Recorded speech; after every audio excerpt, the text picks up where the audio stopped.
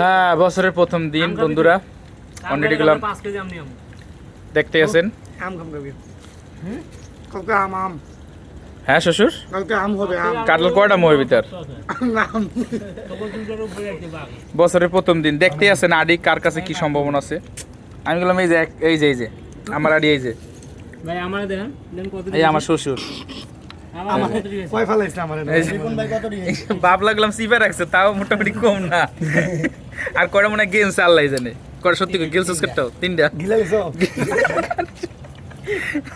আর এই যে শাহিন এটা আমার দেও অবস্থাটা দেও।